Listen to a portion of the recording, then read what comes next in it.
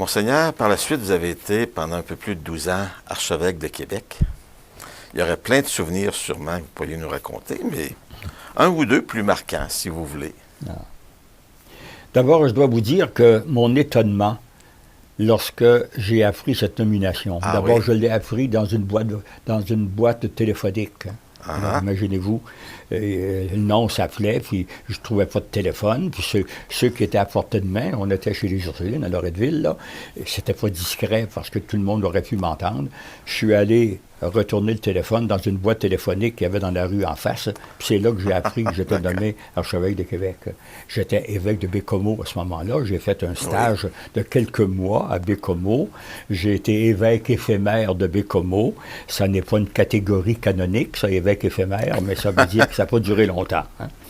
Bon, alors, donc mon étonnement, cependant, c'était évidemment mon église, j'avais été auxiliaire ici à Québec pendant 8 ans avant ça. Je connaissais assez bien, disons, le diocèse de Québec, mais n'empêche que je me suis rendu compte que le diocèse de Québec est un gros diocèse. Au bout de 15 mois, je connaissais peut-être mieux le diocèse de Bécomo que le diocèse de Québec, qui était mon diocèse d'origine, où j'avais été évêque pendant 8-9 ans. Vous savez, quand le diocèse a les dimensions du diocèse de Québec, on a des chances, ou on risque, si vous aimez mieux l'expression, de ne pas retourner dans la même paroisse avant 8, 9, 10 ans. Alors que dans un diocèse comme Bécomo, qui était très vaste au plan géographique, j'avais eu le temps, en 15 mois, de visiter toutes les paroisses, et quelques-unes même 2 fois. C'est pas pour rien, vous savez, qu'au Concile, on avait recommandé de diviser les diocèses pour éviter d'avoir des diocèses qui dépassent 3 à 400 000. C'est un chiffre qui avait été avancé. Hein? Bon. Je ne dis pas que le diocèse de Québec doit être divisé. Je sais qu'il y a eu une tentative. Hein? Je peux vous dire qu'on a reçu déjà un gros cahier suite à une commission qui nous recommandait que le diocèse de Québec soit divisé en 4 et puis que celui de Montréal soit divisé en 5. Ça n'a jamais abouti pour des raisons que je respecte, qui étaient des raisons financières pour une bonne part, et puis des raisons peut-être très, très concrètes, là, je dirais géopolitiques, si on peut employer le terme politique dans ce domaine-là. Hein. Mais c'est vous dire que, d'abord, ma nomination m'a surpris moi-même, et puis, par ailleurs, j'ai goûté jusqu'à quel point le diocèse de Québec avait un clergé qui était riche. Évidemment, avec le temps, ce clergé a diminué, mais j'estime que le clergé du diocèse de Québec, c'est peut-être une grâce qu'on doit à Monseigneur de Laval. Malgré le fait qu'on soit un gros diocèse, est un clergé qui est uni, est un clergé qui aime se retrouver. Moi, j'ai toujours été épaté par les rencontres des prêtres qui, visiblement, aiment se retrouver, aiment fraterniser. Nos rencontres de prêtres sont très fraternelles. Et compte tenu des dimensions du diocèse, ça n'est pas si fréquent que ça.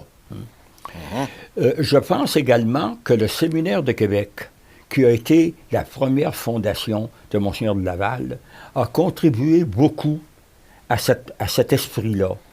Au départ, les prêtres demeuraient tous au séminaire et allaient desservir des paroisses.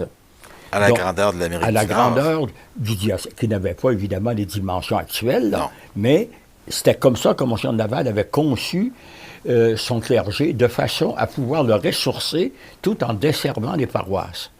Je pense qu'on a gardé cet esprit-là. Le Séminaire de Québec regroupait d'abord un bon nombre de prêtres, une bonne partie du clergé travaillait là. Beaucoup de ces prêtres devenaient après vicaires, curés et tout.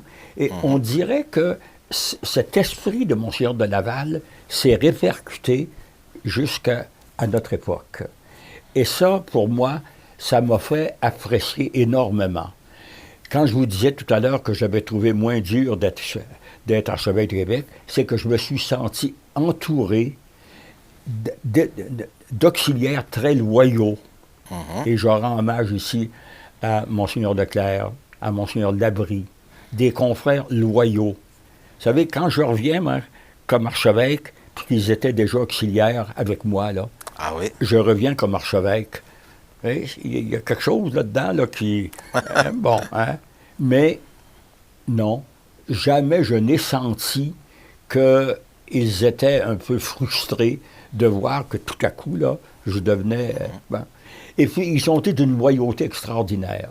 Et puis, également, je disais souvent aux prêtres, moi, que j'aimais ça, les réunions. Puis je me souviens que les prêtres disaient « Oh mon Dieu, comment est-ce qu'il peut dire ça, lui, hein? » Parce que souvent, les prêtres trouvent ça dur, avoir beaucoup de réunions quand ils ont plusieurs paroisses et tout, là.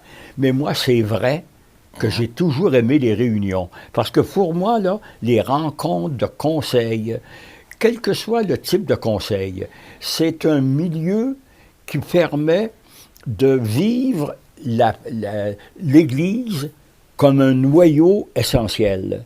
L'Église, c'est d'abord une communauté. C'est pas une institution, l'Église. C'est d'abord une communauté qui doit s'institutionnaliser parce qu'il faut se trouver des règles, des cadres. Mais l'Église, c'est le rassemblement des fidèles. Alors, quand je suis en petit comité, en réunion, avec des confrères qui aiment cette Église, avec des consoeurs là, qui veulent aussi le bien de cette Église-là, qui prennent ça à cœur, moi, pour moi, là, ça, c'est... Je dirais que ce sont des moments extraordinaires. C'était une expérience d'église oui, pour vous. Et je goûtais profondément les réunions, que ce soit du conseil presbytéral, du conseil diocésain de pastoral. C'était de voir des gens qui partagent mon amour de l'Église et qui donnent du temps, témoignent de la conviction. Et ça, pour moi, c'est un soutien extraordinaire. Puis on va souhaiter que ça stimule d'autres confrères qui peuvent trouver qu'il y a beaucoup de réunions parfois. Alors, et dans la prochaine section, on va arriver à l'Église d'aujourd'hui.